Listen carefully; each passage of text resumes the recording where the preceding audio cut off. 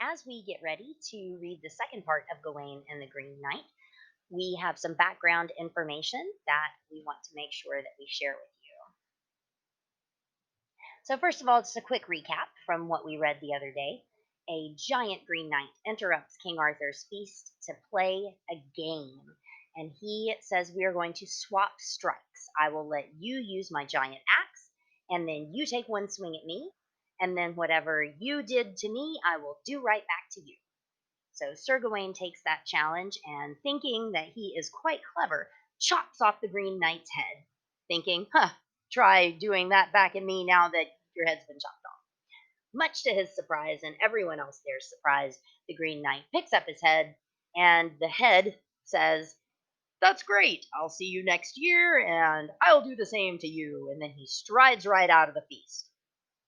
So, our story picks up 1 year later when Gawain is journeying through the countryside to find the Green Chapel, which is where the Green Knight said he could be found. As Gawain travels through the countryside, he has a very hard time finding anything. He's so far away from everything that, much to his surprise, he finds a castle, a very distant castle. And he decides that, well, he is invited, rather, to stay with them for the Christmas feast.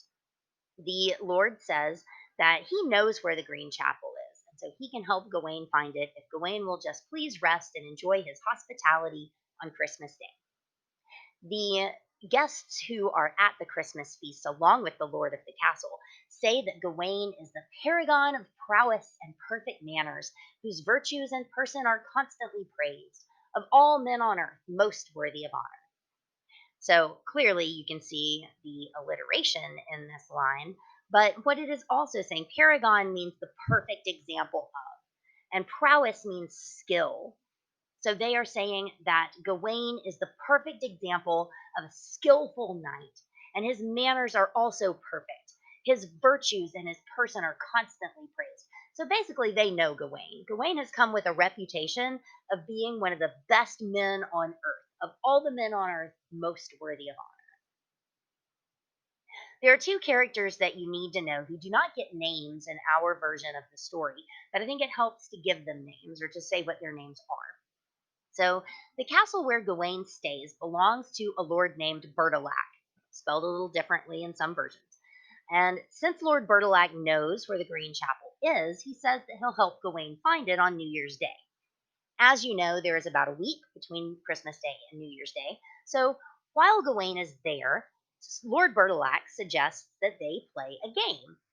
He says that they will exchange whatever they win.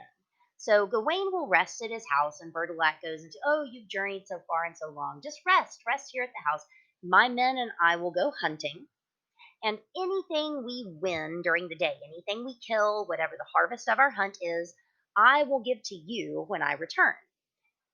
And likewise, whatever you happen to win during the day, you will then give to me." He's very vague about this, just whatever you win. So that is Lord Bertilac. Lord Bertilac has a wife. Her name is Lady Bertilac, Bertilac being like their last name.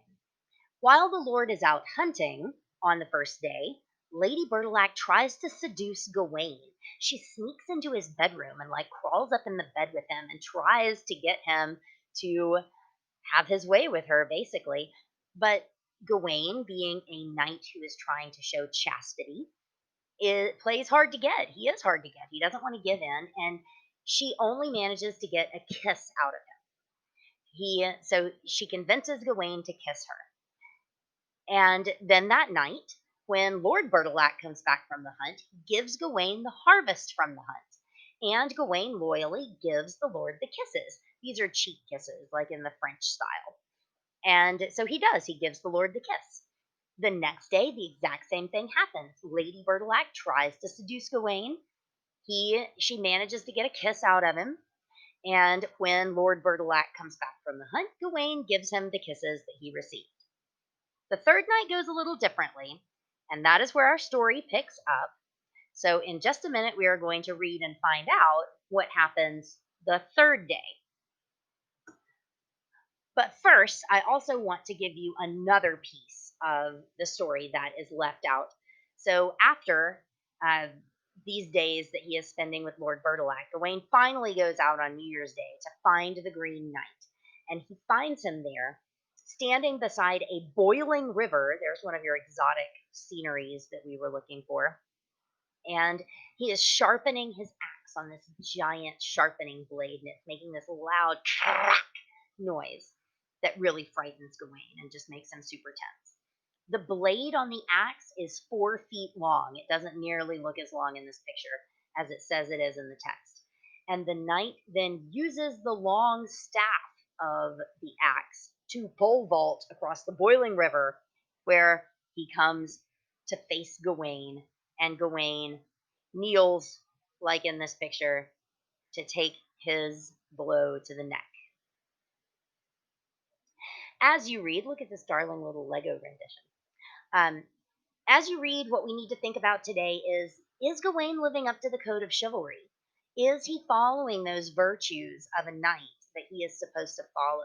Temperance, humility, charity, or how does he break the code of chivalry? Is he an errant knight? Is he showing greed or gluttony or lust in any way? So be paying attention for those things as you read the story. And remember, our story is going to pick up with the third day when Lady Bertilac is again going to try to seduce Gawain.